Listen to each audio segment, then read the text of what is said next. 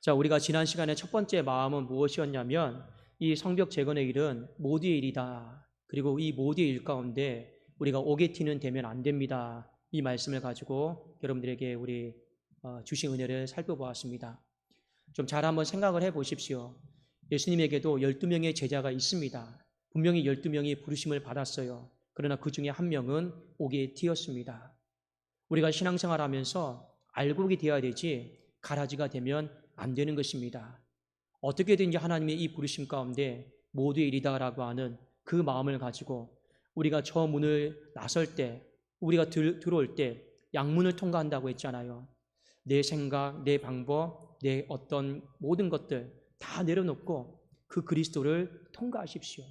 주님이 양의 문이다 하였습니다. 그리스도를 통과하면서 내 모든 육의 것들 다 내려놓고 하나님의 일, 하나님의 사역, 오게티가 되지 않겠습니다. 그 마음으로 우리가 드려집시다. 이것이 성벽 재건을 향한 첫 번째 마음이었고, 오늘은 두 번째 말씀입니다. 먼저 결론부터 말씀을 드리면 지나치게 계산하는 사람이 되지 마십시오. 이 말씀을 가지고 오늘 말씀을 또 살펴보기를 원합니다. 먼저 8절 말씀입니다.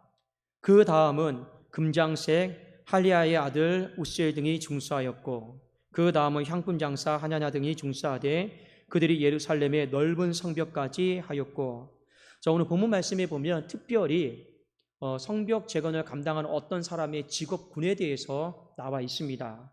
자, 두 가지 직업이 나오는데 금장색, 이 어떤 금으로 장신구들을 만드는 사람들이고 향품 장사들은 이 향료를 가지고 어떤 일들을 하는 사람들입니다. 자, 그런데 이 포로 후기 시대예요. 포로에서 돌아왔을 때 그 당시의 역사적인 배경에 보면 이 금장색과 이 향품 장사들은요 굉장히 돈벌이가 잘 되었던 그런 직업군들이었습니다. 그렇게만 먼저 우리가 좀 아시면 좋을 것 같아요. 그런데 이 금장색과 이 향품 장사가 이 성벽 재건을 함에 있어서 어떤 좀 연관성이 있어야 되거든요. 그런데 아무리 역사적인 문헌을 살펴보고 찾아봐도 이 직업군과 이 성벽 재건을 함에 있어서는 연관성이 솔직히 없습니다. 그러면 왜 느헤미야가 이 성경을 기록하면서 이 특별한 직업군을 기록을 했을까? 우리가 좀 먼저 살펴볼 필요가 있습니다. 아까도 말씀드렸지만 이 포로 후기 시대에 이 금장색과 이 향품 장사는요 굉장히 돈벌이가 잘 되는 장사였습니다. 그러니까요 가게의 문을 닫을 수가 없는 그런 장사였습니다. 그리고 경제적으로 어마어마한 이득을 가져다주는 그런 직업군이었다라고 하는 것을 먼저 아실 필요가 있습니다. 자, 왜 하나님이 이 두 직업군을 특별하게 오늘 느헤미야 3장에 언급을 했을까요? 우리가 쉽게 추측을 할 수가 있습니다. 그들이 경제적인 어떤 손실, 이 가치를 포기했다라는 거예요. 그걸 우리에게 넌지시 암시를 해주고 있는 것입니다. 그리고 이 사람들이 어떤 성벽 재건을 함에 있어서 그 경제적인 어떤 손실, 개인의 어떤 손실 있죠. 이것을 감수했다, 내려놨다라고 하는 것을 우리에게 가르쳐주고 있습니다. 그러면 그들이 왜 이 손실을 감수했을까요? 당연하죠. 더 큰 가치, 더 큰 영적인 가치가 있었기 때문에 자신의 눈에 보이는 이득, 이 가치를 포기했습니다라고 하는 것을 성경은 우리에게 언급을 해주고 있습니다. 특별히 여러분 성경에 보시면 금장색이 나오고 향품 장사가 나오는데 영어 성경에도 그렇고 원어에도 그렇고 보면 이게 동일하게 단수로 쓰여지지 않고 복수로 쓰여져 있습니다.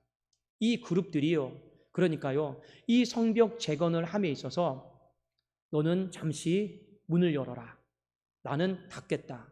우리 돌아가면서 문을 열고 닫고 이렇게 하지 않았어요.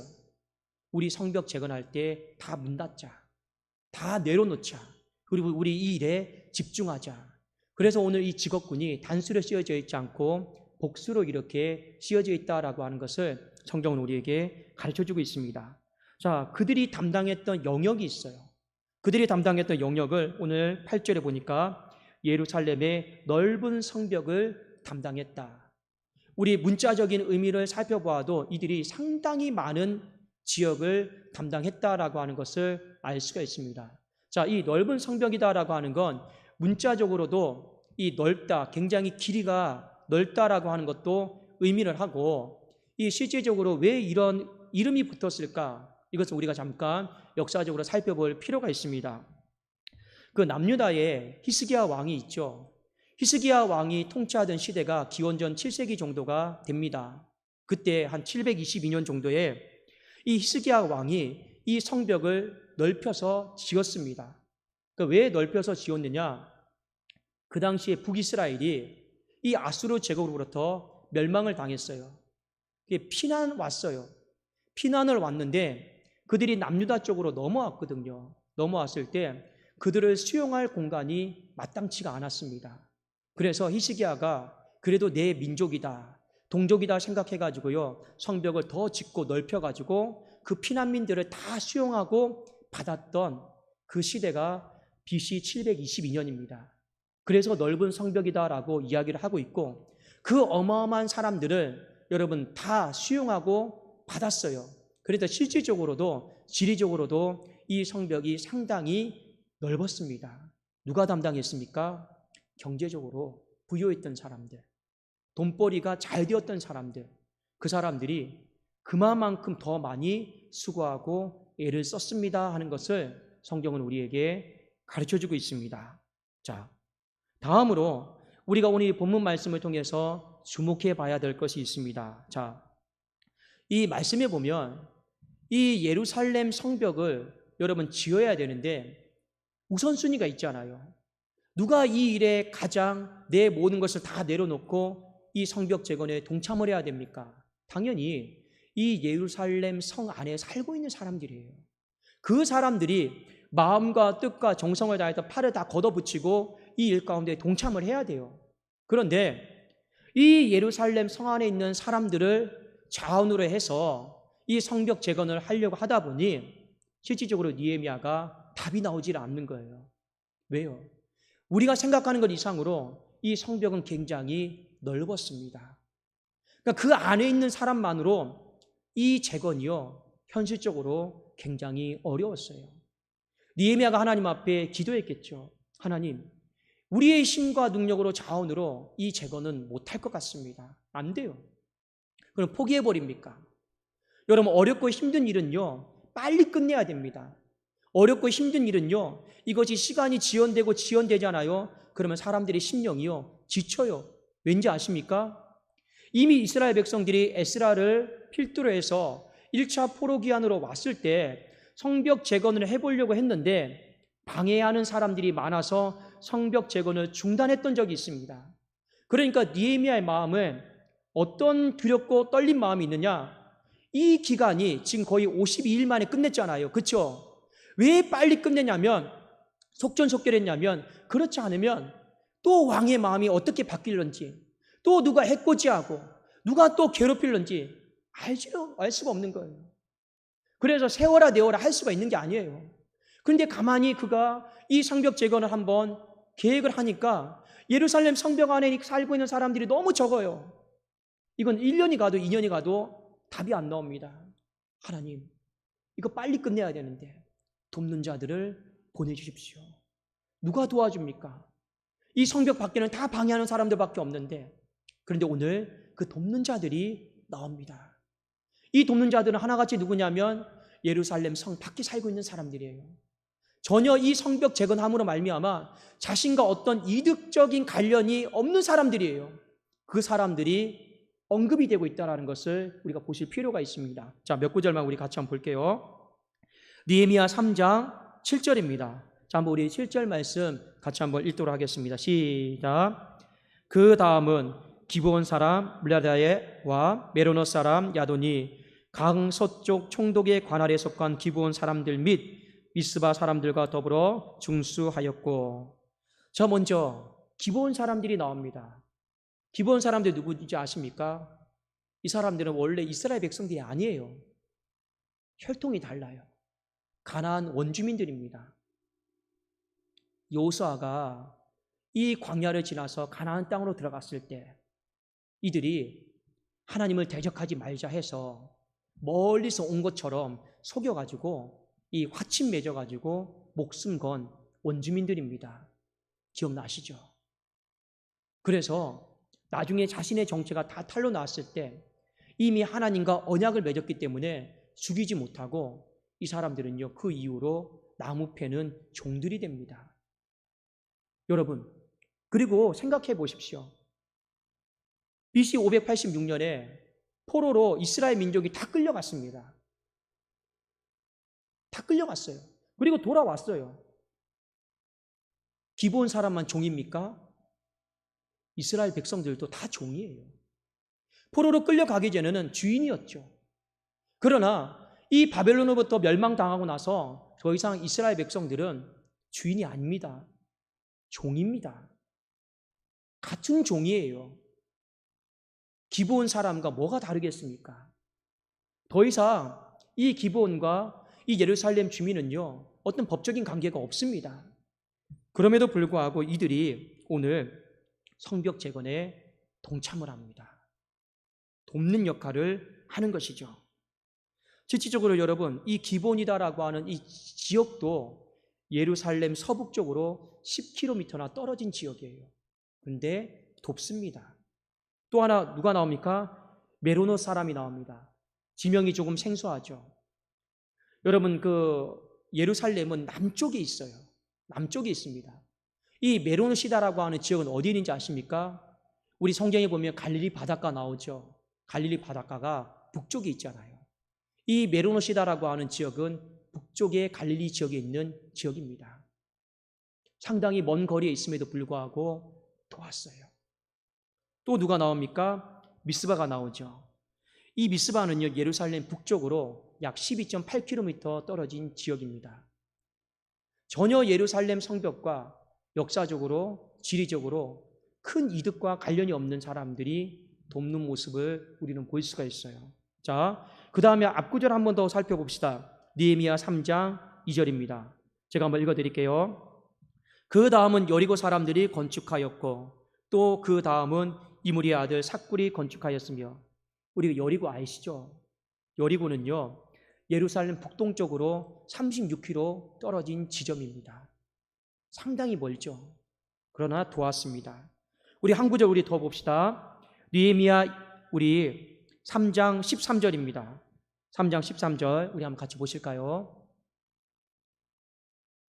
자, 우리 한번 같이 한번 읽겠습니다. 시작.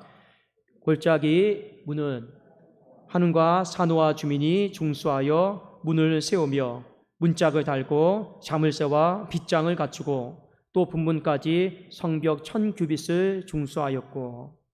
자, 여기 보면 산호와 주민도 나옵니다. 그렇죠? 좀 생소한데 이 예루살렘 남서쪽으로 22km 떨어진 지역입니다.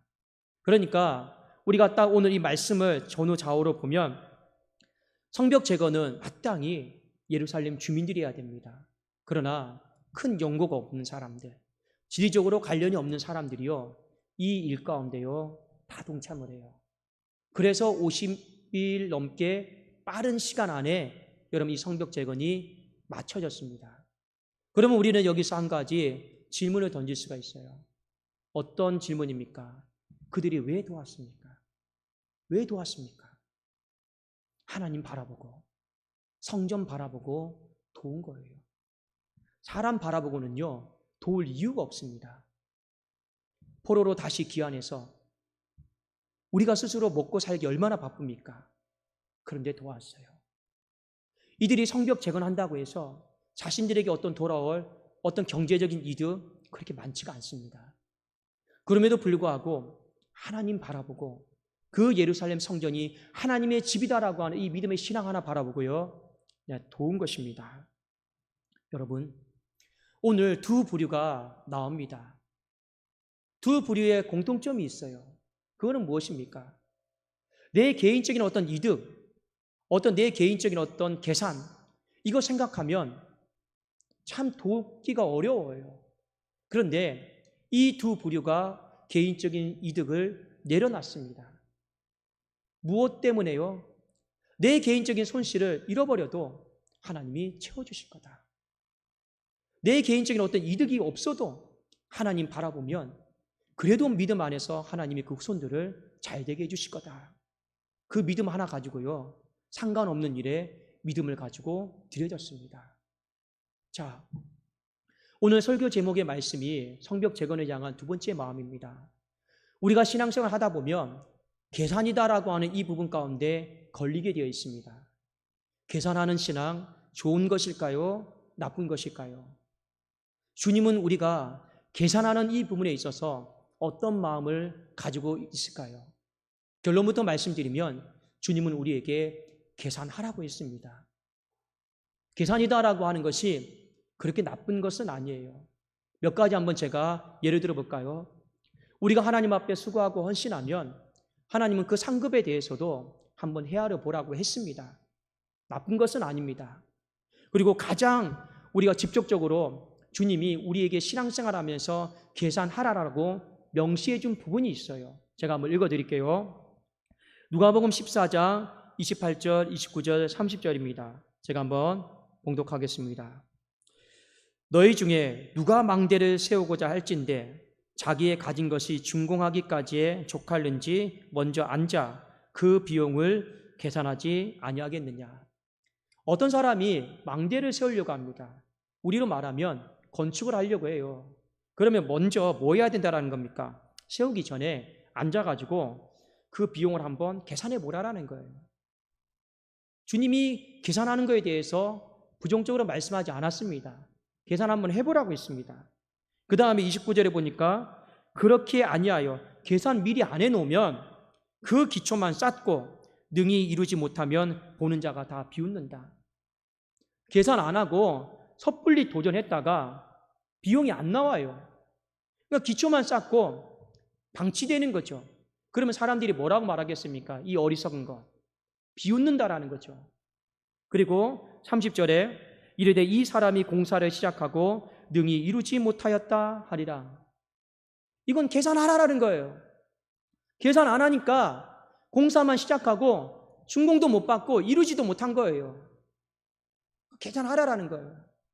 그런데 이 말씀은 하나님이 우리에게 어떤 의미로 말씀하셨느냐? 이것을 빗대어서 주님을 따라가고 있어요, 제자들이요. 따라가면서 계산 한번 해보라라는 거예요. 어떤 계산입니까? 내가 주님 앞에서 뭘 버려야 될까? 뭘 내려놔야 될까? 그거 한번 앉아가지고 다 세워보라라는 거예요. 내가 주님을 따라가면서 뭘 받지? 이거 계산하는 게 아니라 무엇을 내려놓을까? 내 목숨을 어디까지 내가 내려놓을까? 그러면 내가 어디까지 따라갈 수 있을 것인가? 답이 나오잖아요. 이거 미리 계산 안 하다가 주님이 순간순간마다 우리에게 헌신을 요구하고 믿음을 요구하다가 주님 저 못 따라가겠습니다. 못 넘어가겠습니다. 하고 돌아가 버리지 말라라는 거예요. 미리 한번 진지하게 앉아서 계산하라라는 겁니다. 그런데 여러분 중요한 게 한 가지가 있어요. 계산이다라고 하는 건 우리의 신앙에 안전성을 가져다 주는 건 맞습니다. 그러나 우리가 오늘 본문의 말씀을 통해 한 가지 경고로 하나 받아들여야 될 것이 있어요.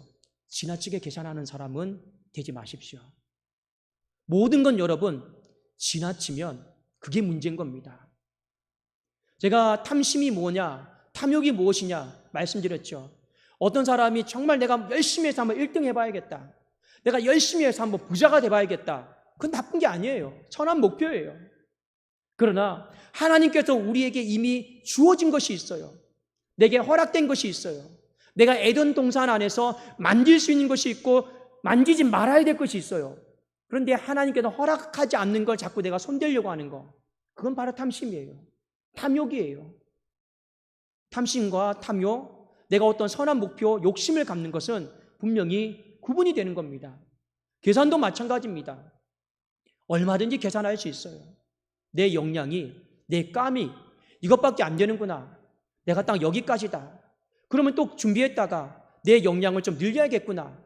우리는 얼마든지 계산하면서 우리를 발전적인 방향으로 만들어갈 수 있습니다. 그러나 이런 사람은 되지 말라라는 거예요. 어떤 사람입니까? 지나치게 계산하는 사람이 있어요. 예를 들어서 이 향품 장사와 금장색이 성벽 재건 이 날을 보니까 받아보니까 한 2달 정도 걸려요. 시작도 안 해보고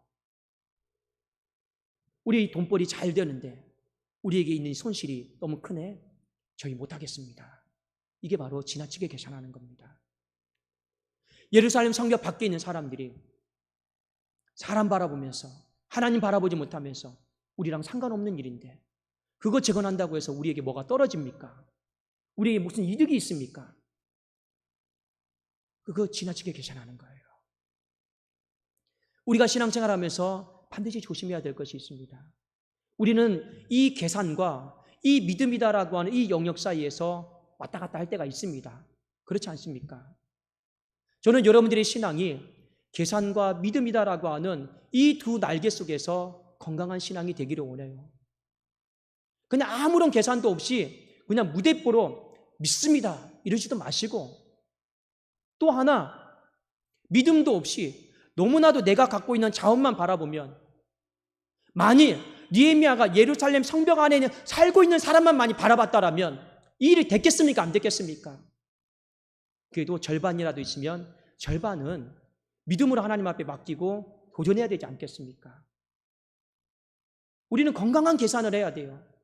그리고 이 건강한 계산 가운데 부족한 부분들은 건강한 믿음을 가지고 하나님 앞에 맡기고 나가야 되는데, 이 향품 장사와 금장생들 1년 내내 문 닫으라고 하는 거 아니지 않습니까? 기껏 해봤자 여러분 50일 정도입니다. 그냥 1년 내내 손실 보라고 하는 거 아니잖아요. 기껏 해야 50일입니다. 그 정도면 내 믿음을 가지고 남들도 다 하는데 내가 한번 충분히 손에 감당할 수 있다. 그럴 수 있죠. 그런데 가장 돈벌이가 잘 되는 장사인데 거기에 또 복잡하게 내가 문 닫을 때는 네가 대신 문 열고, 그렇게 하지 않았다라는 거예요. 우리 다 같이 문 닫자. 우리 다 같이 문 닫고 이 영광스러운 일에 동참하자. 기껏 해봤자 50일인데 그런 마음을 가지고 믿음으로 드려진 것입니다. 이 예루살렘 성 밖에 있는 사람들 동일한 마음 아니겠습니까? 그 먼 거리에서 매일매일 오라고 하는 거 아니잖아요. 기껏 해봤자 2달입니다. 이 2달 정도면 우리가 충분히 내 시간과 내 어떤 노동을 드리는데 할 수 있는 거 아니겠느냐 하는 거예요. 많은 사람들이요 겁을 먹습니다. 어떤 겁을 먹는지 아십니까? 하나님 앞에 내 삶의 일시적인 그 손실, 그것을 빼앗기는 것에 대한 겁을 많이 먹습니다. 믿음으로 결단하지 않습니다. 무엇을 놓칩니까? 이 영광스러운 하나님의 일에 동참하는 것을 놓쳐버려요. 제가 우리 사역자들에게도 늘 이야기합니다. 만일 우리가 돈 벌 목적으로 사역을 하거든 사역을 다 간두시라고 합니다. 다른 여러분 직업을 찾아야죠. 돈 벌 목적으로 한다라면. 안 그렇습니까? 우리는 이걸 돈 벌 목적으로 하는 게 아니에요. 하나님 나라 세우고자 그 거룩한 부르심 가운데 하는 것입니다. 여러분, 우리가 중직이 되고 어떤 직분을 감당하는 것도 다 마찬가지입니다. 중직이 되면 될수록 우리 안에 비용이 들어가는 것이 많습니다. 내가 하나님 앞에 헌신해야 될 것들이 많이 있습니다. 그러나 여러분 기억하십시오. 만 70세가 지나면 하고 싶어도 못합니다. 다 하나님이 한때예요. 하나님이 영원히 우리에게 손실을 요구하는 것이 아닙니다. 일시적인 그 손실이 있습니다. 그러나 여러분 그 일시적인 손실이 마치 내 삶의 영원한 손실인 것처럼 계산하면서 나는 못하겠습니다. 나는 처음부터 빠지겠습니다. 그러지는 마시라라는 거예요. 그것이 바로 너무 지나치게 계산한 사람들의 특징이기 때문에 그렇습니다. 오히려 우리는 오늘 주님께서 하신 말씀을 잘 기억하십시오. 주님을 따라가면서 내가 무엇을 더 얻을 수 있을까? 그거 여러분 계산하지 마시고 주님을 따라가면서 내가 무엇을 더 잃어버릴 수 있을까? 그것을 한번 진지하게 묵상할 수 있기를 원합니다. 성경에 보면 사도 바울이 나오죠. 그가 주님을 따라가면 따라갈수록 그의 신앙이 계산적인 신앙에서 그냥 드리는 신앙으로 바뀌었습니다. 사도 바울이 빌립보서 3장에 뭐라고 고백합니까? 내가 가진 모든 것이 배설물과 같다라고 고백을 합니다. 처음에는요 너무 귀한 것이었어요. 그러나 주님께 가까이 가면 갈수록 자기가 갖고 있는 것이 가치가 떨어져요. 배설물이 되어지는 거죠. 왜 그렇습니까? 이미 내 자신 자체가 주님의 것이기 때문에 그렇습니다. 왜 사람이 여러분 계산하는지 아십니까? 왜 지나치게 계산하는 사람이 되는지 아십니까? 여전히 내 것이, 내 삶이 하나님의 것이다라고 하는 걸 인정을 안 했기 때문에 그래요. 그러면 계산이 지나치게 들어오게 되어 있습니다. 내 목숨이 하나님의 것이다라고 하는 것을 고백을 안 해요. 인정을 안 해요. 그러면 당연히 그 사람은요, 하나님 앞에 지나친 계산에 이 올무에 매이게 되어 있습니다. 교회도 마찬가지입니다. 교회는 누구의 것입니까? 사람 것입니까? 하나님의 것입니까? 하나님의 것이죠. 그 믿음의 고백 속에 있으면 계산할 것이 없어요. 그러나 교회가 사람의 것이 되어버리면요, 하나님과 정산할 것이 많아집니다. 저나 여러분이 성벽 재건을 할 좋은 마음을 가지십시오. 우리가 나중에 또 성벽 재건을 할 수가 있습니다. 또 우리가 하나님 앞에 부름을 받은 자로 살아갈 수 있습니다. 여러분, 하나님 앞에서 지나치게 계산하는 사람이 되지 마십시오. 그러면요, 성벽 재건은 1년이 지나도 2년이 지나도 3년이 지나도 되지가 않습니다. 이런 사람이 있었기 때문에 내 일시적인 손실을 내려놓고 하나님 바라보면서 그 영적인 가치를 사모하고 흠모했던 사람이 있었기 때문에 이 일이 맞춰진 거예요. 저는 우리 교회 안에 그런 사람들이 많아지기를 주님의 이름으로 축원합니다. 그래야지만이 기간이 단축되는 거예요. 그래야지만이 여러분, 우리 안에서 해결되지 않은 이 문제가 뜻밖의 하나님이 도와주시는 그 손길로 말미암아 하나님께서 그 일을 어마어마하게 빠른 속도로 진행시켜 주시는 거예요. 그 예루살렘 성벽 안에서 그 경제적인 손실을 내려놓는 사람이 있으니까 상대적으로 밖에서 전혀 상관없는 사람들이 도와주잖아요. 그것이 바로 하나님이 우리에게 요구하는 결단 아니겠습니까? 헌신 아니겠습니까? 우리의 힘과 능력으로 못합니다. 그러나 하나님은 우리의 마음을 보실 거예요. 어떤 마음입니까? 계산하는 마음, 계산하지 않는 마음, 지나치게 계산하지 않는 마음, 그 마음을 하나님은 반드시 헤아려 보실 겁니다. 그리고 하나님은요, 그 성벽 밖에 있는 사람들, 저기 북쪽에 있는 사람들, 저기 남쪽에 있는 사람, 저기 서쪽에 있는 사람들, 뜻밖의 하나님은 마음을 일으키시고 움직여가지고 너 가서 도와줘라, 너 가서 헌신해라라고 하나님 말씀해 주시는 그 놀라운 역사가 우리 교회 가운데 임하기를 예수 그리스도의 이름으로 축원합니다. 기도하겠습니다. 우리 무명으로 하나님 앞에 감사한 금 올려드렸습니다. 살아계신 하나님 아버지여, 감사를 드립니다. 하나님, 우리의 힘과 능력, 우리 눈에 보이는 자원, 재원만 가지고 우리가 할 수 있는 것이 무슨 일이 있겠습니까? 그러나 하나님이여, 먼저 십자가를 바라보는 마음, 십자가를 지겠다라고 하는 그 마음으로 하나님 지나치게 계산하는 사람 되지 않게 하시고, 하나님 내 일시적인 손실도 하나님 기쁜 마음으로 내려놓을 수 있는 사람이 되게 하여 주시옵소서. 때로는 내 인생 가운데 그 영적인 가치를 바라보면서, 주님을 바라보면서 내 경제적인 가치도 하나님 넉넉히 기쁜 마음으로 내려놓을 수 있는 주의 권속들이 많아지게 하여 주시옵소서. 그리함을 하나님 동서남북 사방으로부터 돕는 자들이 많아지는 귀한 역사를 이 전 가운데 모든 심령들이 다 보게 하여 주시옵소서. 감사 올려드리오며 주 예수 그리스도의 이름으로 기도드리옵나이다. 아멘.